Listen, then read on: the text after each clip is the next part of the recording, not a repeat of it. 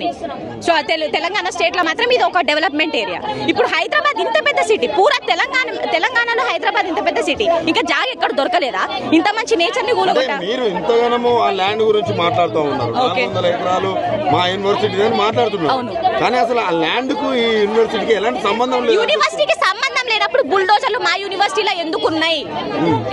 యూనివర్సిటీకి సంబంధం లేదు. 400 ఎకరాల్లో ఉన్నాయి. మా యూనివర్సిటీ అండి, మేమున్నది అది, మా క్యాంపస్ లోపల ఉన్నది, మా కంపౌండ్ లోపల ఉన్నది. అది ఏమంటున్నారంటే ఇది ప్రజల ఆస్తి, ప్రభుత్వ విజయం, మేము కోర్టులో కేసేసి కొట్లాడి గెలుచుకున్నాం. ఇది అప్పుడెప్పుడో ప్రైవేట్ సంస్థ కేటాయించిన 1974 యూనివర్సిటీ ఎస్టాబ్లిష్మెంట్ అయింది.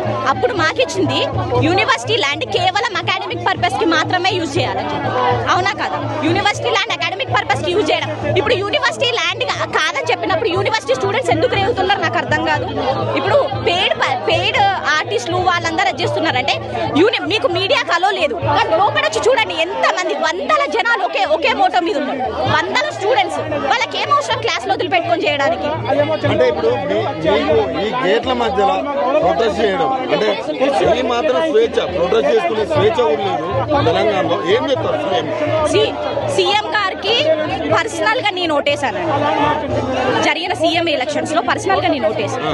Now I'm regretting that decision. ఎందుకంటే ఆయన మాకు మా పేరెంట్స్, మా ఫ్యామిలీస్ చెప్పింది ఏంటంటే కాంగ్రెస్ పరిపాలన వస్తే పిల్లల భవిష్యత్తుకి, ఎంప్లాయ్మెంట్ కి వాళ్ళు ఆలోచిస్తారని చెప్పి. అది ఇక్కడ పిల్లల భవిష్యత్తుని తీసేసి వాళ్ళు కట్టుకునే డెవలప్మెంట్ ఎవరికి ఉపయోగం అండి? ఇప్పుడు స్టేట్ భవిష్యత్తు బాగుంటుందని కాంగ్రెస్ కోటేశారు. మరి ఇప్పుడు ఎలా ఉంది? ఇప్పుడు రిగ్రెట్ అవుతున్నా నేను ఆ డెసిషన్ ని రిగ్రెట్ అవుతున్నా నేను. ఎందుకంటే ఇప్పుడు యూనివర్సిటీ ఆఫ్ హైదరాబాద్ ల్యాండ్ కాదని చెప్పినప్పుడు మరి రేవంత్ రెడ్డి గారు ఎందుకు రియాక్ట్ అవ్వట్లేదు? ఇప్పుడు రియాక్ట్ అవ్వచ్చు కదా, యూనివర్సిటీ పక్క ప్రూఫ్స్ తో ఉండొచ్చు కదా. మీరు కూడా మొత్తం ఏదో కొన్ని ప్రతిపక్ష నాయకులు ఫేడ్ బ్యాచ్ అట్లా కూడా వార్తలు వినపడుతున్నాయి. స్టూడెంట్స్ అండి మేము